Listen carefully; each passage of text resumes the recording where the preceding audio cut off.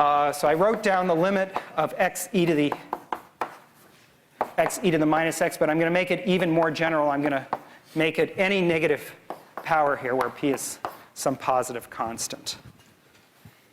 Now again, this is a product of functions, not a quotient, a ratio of functions.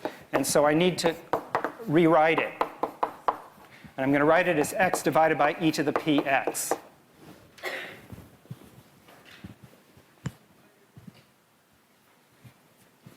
And now I'm going to apply, well, so it's of this form infinity over infinity.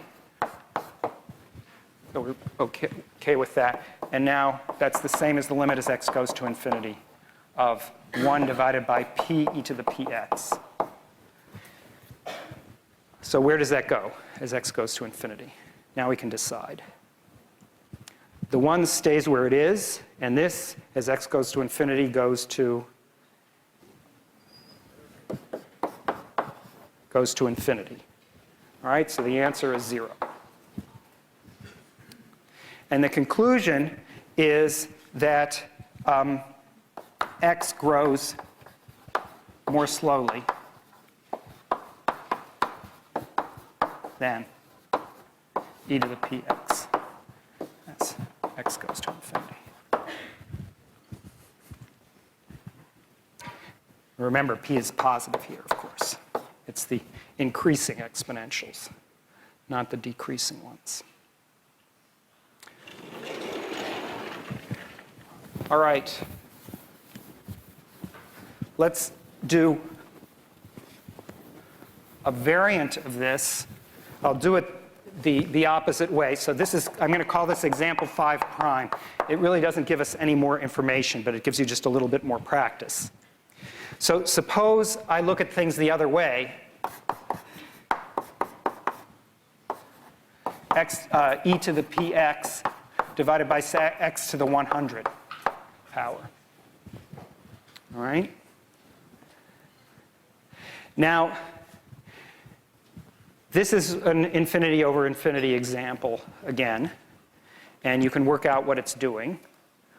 But there are 2 ways of thinking about this. There's the slow way and the fast way. The slow way is to differentiate this 100 times. That is, right? Apply L'Hopital's rule over and over and over and over again, all the way down. It's clear that you could do it, but it's kind of a nuisance. So there's a much cleverer trick here, which is to change this to the limit as x goes to infinity of the e to the power px divided by 100 over x to the 100th power. All right? So if you do that, then we just have one L'Hopital rule step here. And that one is that this is the same as x goes to infinity of, well, it's p over 100 e to the px over 100 divided by 1 all to the 100th power. All right, that's our L'Hopital step. And of course, that's infinity over 1, right, to the 100th power, which is infinity. Now again, I did this in a slightly different way to show you that it works with infinity as well. So that was this other case. The right-hand side can exist, or it can be plus or minus infinity, and that applies to this limit and therefore to the original limit.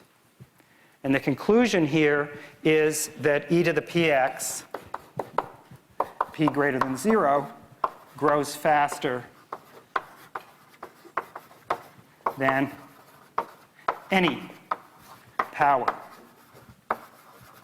of x. I picked x to the 100, but obviously it didn't matter what power I picked.